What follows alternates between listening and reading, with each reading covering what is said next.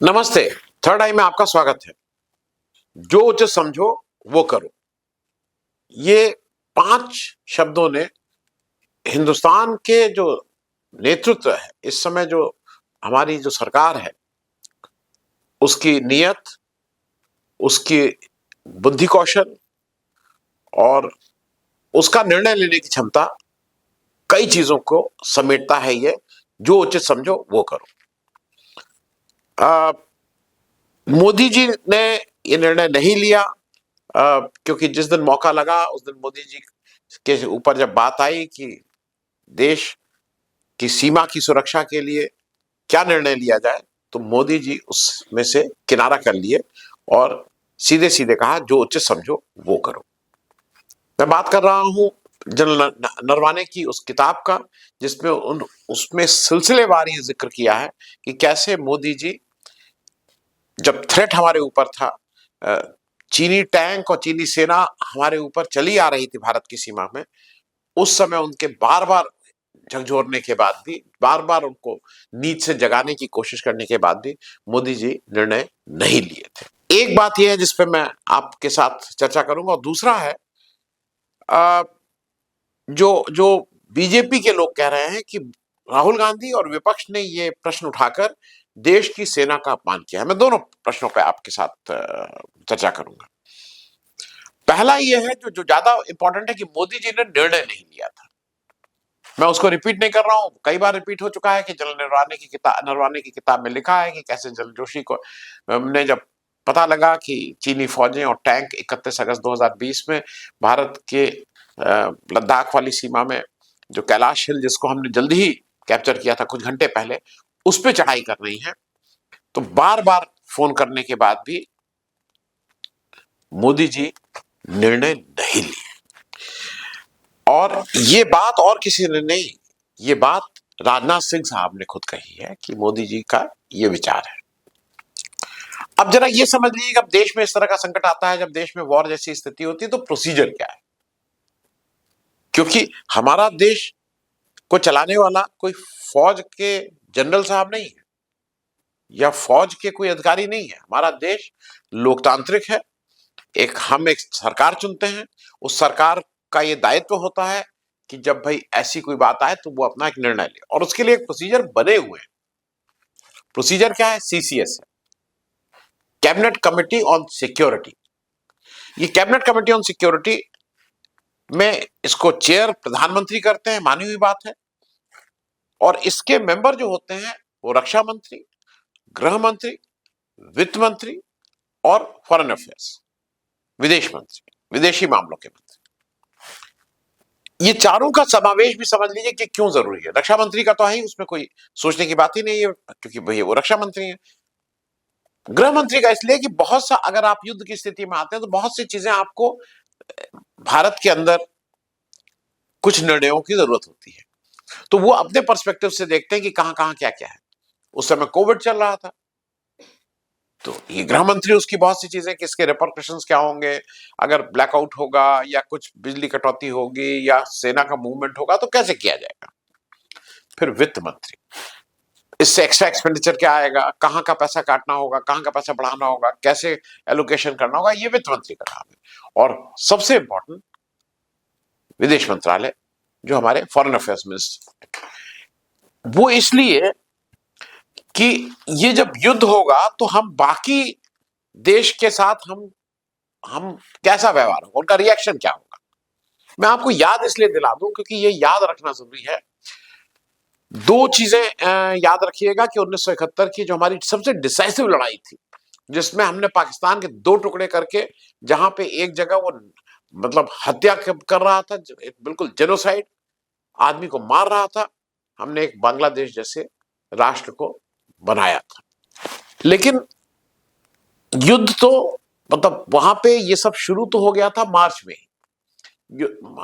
पाकिस्तान की सेनाएं बांग्लादेश में, मतलब उस समय तो वो ईस्ट पाकिस्तान था, पूर्वी पाकिस्तान, वहां घुस के कत्लेआम कर रही थी, लोगों को मार रही थी। और ये तय था कि भारत को युद्ध करना ही पड़ेगा, क्योंकि वहां से 1 करोड़ से ज्यादा शरणार्थी भारत में आ चुके थे। लेकिन युद्ध क्या ऐसे ही कर दिया गया? नहीं, भारत के विदेश मंत्री सरदार स्वर्ण सिंह पहले गए रूस। रूस में जाके उन्होंने अपने रूसी सरकार से बात की और उस समय के यूएसएसआर से एक फ्रेंडशिप ट्रीटी साइन की गई, इस बिना पे कि अगर हमारे ऊपर कोई आक्रमण करता है तो आप हमारी मदद करेंगे, आपके ऊपर करता है तो हम मदद करेंगे। और फिर वो उस ट्रीटी के साइन करने के बाद उसका क्या हश्र हुआ है, मैं फिर से रिपीट नहीं कर रहा हूं। 7वां बेड़ा अमेरिका का आया था, मुंह दबा के, बल्कि मुंह नहीं, माफ कीजिएगा, पूंछ दबा के वापस जाना पड़ा था अमेरिका के 7वें बेड़े को। उसके अलावा क्या हुआ? उसके अलावा यह हुआ कि इंदिरा गांधी जो प्राइम मिनिस्टर थी वो खुद गई थी, उन्होंने डेलीगेशन नहीं भेजे थे कि इस पार्टी का डेलीगेशन, उस पार्टी, खुद गई, यूरोप गई, 7-8 देश गई, अमेरिका गई और सबसे कहा कि भाई ये स्थिति है, आप इसमें इंटरवीन कीजिए, पाकिस्तान से कहिए कि ये बंद करें, नहीं तो हमारे पास युद्ध के सिवा और कोई चारा नहीं है। दुनिया के में अपने, जिसको कहते हैं लॉबिंग कह लीजिए, या दुनिया को ये तैयार कर रही थी कि भाई इसके बिना कुछ नहीं होगा।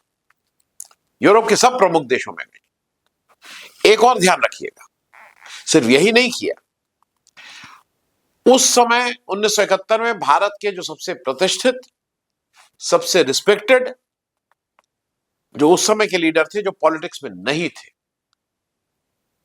लोकनायक जयप्रकाश नारायण से बातचीत की और जेपी ने विदेश की यात्राएं की।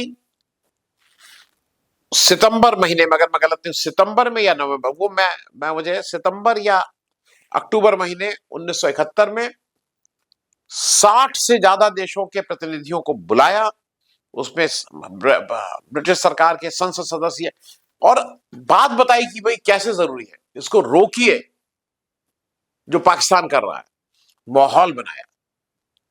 इसलिए विदेश मंत्री का होना जरूरी होता है, उसका भी एक इनपुट रहता है क्या किया, और इन सब का बातचीत करके निर्णय लेकर लेता है प्रधानमंत्री। अब हमारा प्रधानमंत्री तो जब एक बार पुलवामा वाली बात हुई थी तो याद ही है मलिक साहब ने क्या कहा था, ये तो फोटो खिंचवा रहे थे और इन्होंने ये भी कहा था, उन्होंने कहा था बताना मत, मैं जब आ रहा हूं, मतलब इसका कैसे यूज किया जाए, शहादत को कैसे यूज किया जाए, भरपूर यूज भी किया। 2019 का इलेक्शन उसी पे जीते, याद है। ये प्रोसीजर है, और ये प्रोसीजर कोई पहली बार नहीं हो रहा था। करगिल युद्ध हुआ तो कैबिनेट कमेटी ऑन सिक्योरिटी, उसने निर्णय लिया, अटल बिहारी वाजपेयी ने कम्युनिकेट किया फौज को कि आप ये लक्ष्य है, ये आपको हम अथराइज करते हैं कि अब युद्ध शुरू हो। 1971 की फिर मैं आपको इसलिए दिला दूं क्योंकि सबको याद है। 1971 की जब वॉर थी तो आपको याद होगा, ये बार बार आता है, अप्रैल महीने में जो यही कैबिनेट थी उसके सामने मानेक शाह को बुलाया गया, मानेक शाह बैठे, इंदिरा गांधी जी भी थी, और इंदिरा गांधी और कैबिनेट ने ये अपना उनको रुख स्पष्ट किया कि अब हमें आक्रमण करना है पाकिस्तान, पूर्वी पाकिस्तान पे, क्योंकि जिस तरह से कत्लेआम हो रहा है वो उसको रोकना है, हमारी अपनी समस्याएं भी हो रही है शरणार्थियों की वजह से। मानेक शाह ने क्या कहा था, और ये सब डॉक्यूमेंट, ये सब जगह है, मैं कोई अपने मन से नहीं, आप खुद देख लीजिएगा। मानेक शाह ने कहा था, ये नहीं कहा कि अभी हम इसमें आक्रमण नहीं कर सकते, उन्होंने कहा हम अभी अगर आक्रमण करेंगे तो आई गारंटी यू डिफीट, और फिर उसके कारण समझाए थे कि अभी ठीक नहीं है, जब स्नो पड़ जाती है तब ठीक है, हमें 3-4 महीना अपने फौज को अलाइन करने के लिए चाहिए, हमें आक्रमण तभी करना चाहिए जब ठंडक हो, क्योंकि ठंडक में अगर हम कर देंगे तो नेशनल बैरियर जो हमारा चीन है, चीन से बर्फ की वजह से वो रुक जाएगा, नहीं तो अगर अभी करेंगे तो चीन भी उधर सपोर्ट में आ सकता है। सारी चीजें समझाई, समझ में आई, और ये निर्णय हुआ कि अब इसको हम लोग आगे के लिए पोस्टपोन कर रहे हैं। ये मैं इसलिए कह रहा हूं कि ये सारी चीजें आपके सामने हैं। ये चीजें क्यों इंपॉर्टेंट है ये भी समझ लिए। लोकतांत्रिक व्यवस्था में हरदम जो निर्णय है वो चुनी हुई सरकार लेगी, या जो सरकार है वो लेगी, ये भी याद रख, मैं इसलिए इसको, वो सो सरकार का निर्णय है। अटल बिहारी वाजपेयी ने जब करगिल का निर्णय लिया था तो अटल बिहारी वाजपेयी उस समय केयर टेकर गवर्नमेंट थे, ये याद रखिएगा, क्योंकि ये प्रश्न हानि लाभ के नहीं होते हैं। मोदी कहते हैं ना कि हमने इसलिए वो फलाना स्कीम कर दी, ये कर दी, उसमें इतना पैसा है, ये देश की सेना का बैलेंस शीट से नहीं चलती है कि किसका हानि और किसका लाभ, ये देश के सुरक्षा का सवाल है। ये देश के उन लोगों को आप बैक करते हैं जो अपनी जान की बाजी आपकी सुरक्षा के लिए लगाने को तैयार है। क्योंकि फौज ये कहती है कि आप निर्णय लिया, हमारा लागू करना काम है। आप कहिए लड़ो, लड़ेंगे, आप कहिए रुको तो रुकेंगे।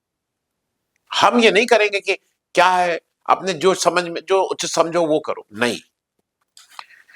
ये ऑर्डर, अच्छा एक चीज और मैं बता दूं, जनरल नरवाने वाले इस केस में ये उन्होंने भी लिखा, उन्होंने अपनी किताब में लिखा है, उन्होंने कहा है कि दिल्ली का ये ऑर्डर था कि बिना दिल्ली के परमिशन के आप वॉर नहीं शुरू करेंगे।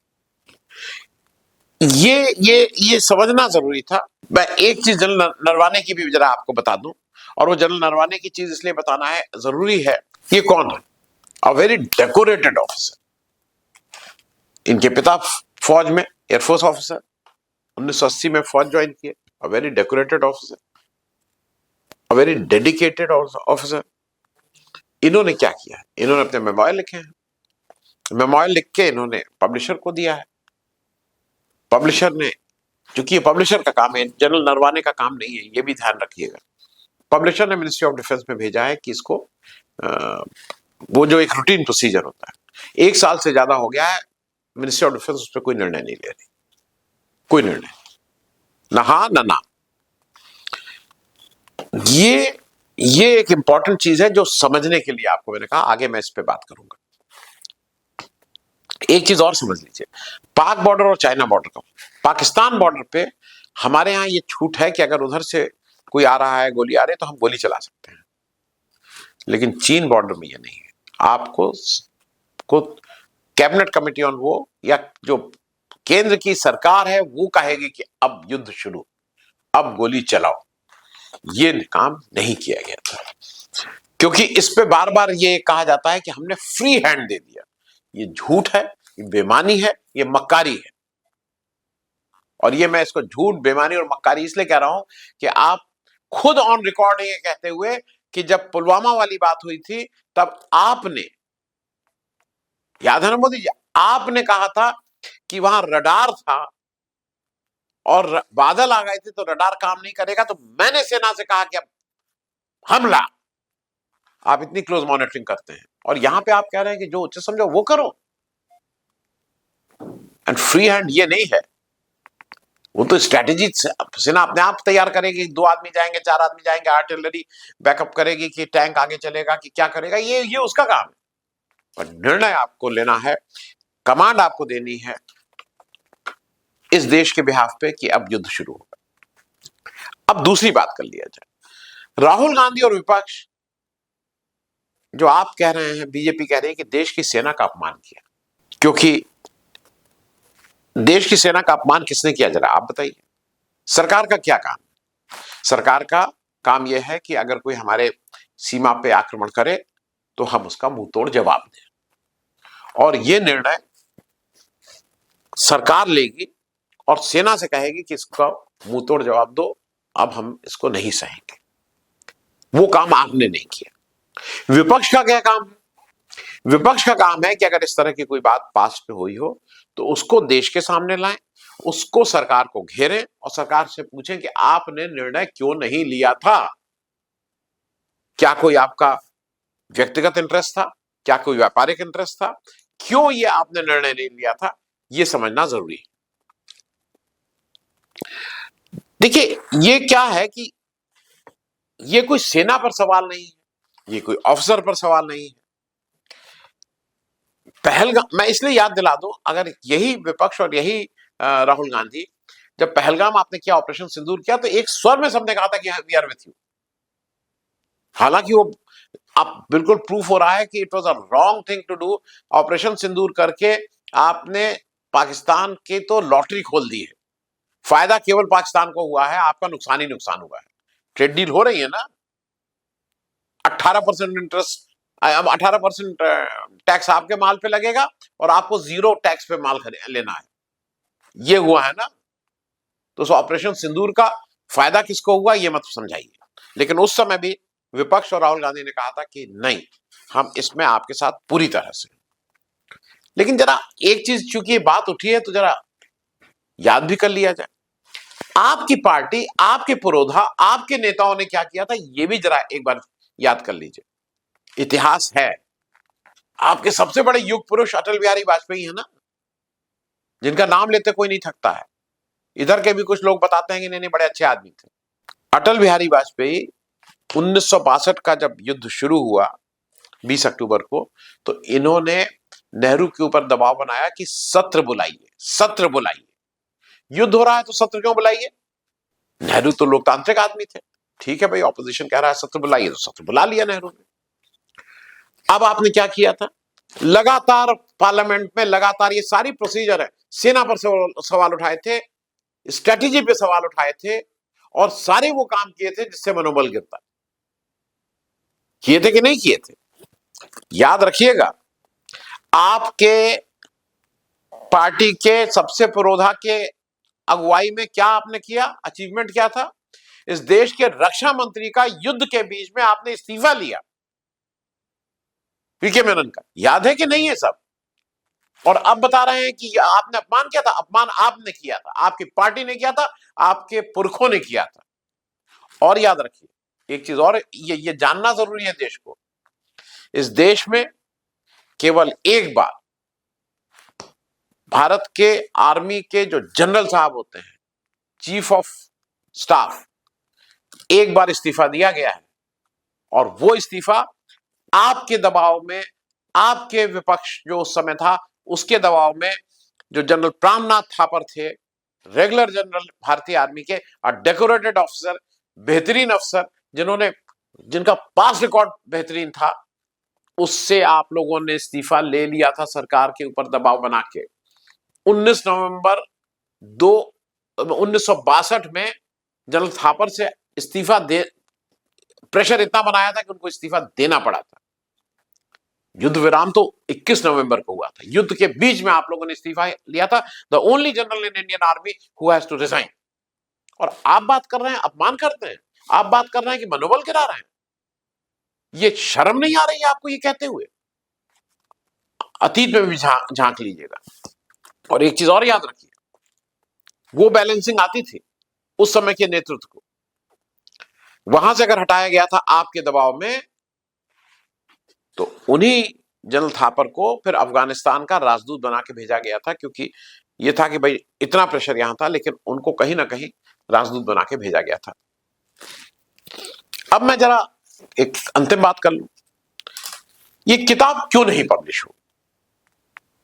अगर किताब में कुछ गलत है तो है, झूठ बात बोले हैं जनरल नरवाने, तो करिए ना मुकदमा, बताइए देश को कि आपका एक जनरल ऐसा है, एक डेकोरेटेड जनरल जिसकी बात पे आज हम सबको विश्वास है, आपकी बात पे नहीं विश्वास है। झूठ बोलने की जो यूनिवर्सिटी है उसके आप लोग छात्र नहीं है, आप लोग वाइस चांसलर और प्रोफेसर हैं उस झूठ बोलने के। और आप उस किताब को क्यों नहीं पब्लिश, 1 साल से क्यों दबा के बैठे हुए हैं? कहिए कि तथ्यात्मक नहीं है, कहिए इसको हटाएं। फिर एक चीज और है, ये सीसीएस का रोल क्या है? Cabinet committee on security Rafale जहाज 100 रुपए का माल 400 रुपए में खरीदने के लिए बनी है क्या? एक जहाज जो इतने सस्ते में मिल रहा था उसको महंगा करने, इसीलिए सीसीएस है क्या? कि माल कमाओ, जब देश के ऊपर कोई संकट आए तो आप निर्णय नहीं लेंगे। देखिए, आप मुख्य बात यह है, आपने अपनी जिम्मेदारी का निर्वाह किया था कि नहीं किया था, यह मूल प्रश्न है। दूसरा, इस देश आपके नेतृत्व में कितना सुरक्षित है, यह एक दूसरा प्रश्न है। और मेरा एक विनती है इस भाजपा नेतृत्व से, इस देश को पाकिस्तान न बनने दीजिए। लोकतांत्रिक देश में युद्ध का निर्णय सरकार लेती है, आर्मी का जनरल नहीं लेता है। ये पाकिस्तान का ट्रेडिशन है, जहां आर्मी का जनरल ये डिसाइड करता है कि युद्ध हम करेंगे, हम सरकार का तख्ता पलट देंगे, सरकार अच्छी है बुरी। इसको कृपया करके इस तरह से ना करिए। अपनी जिम्मेदारी से अगर आप भाग रहे हैं, नहीं आपसे हो रहा है, तो दूसरे को दीजिए। Thank you so much.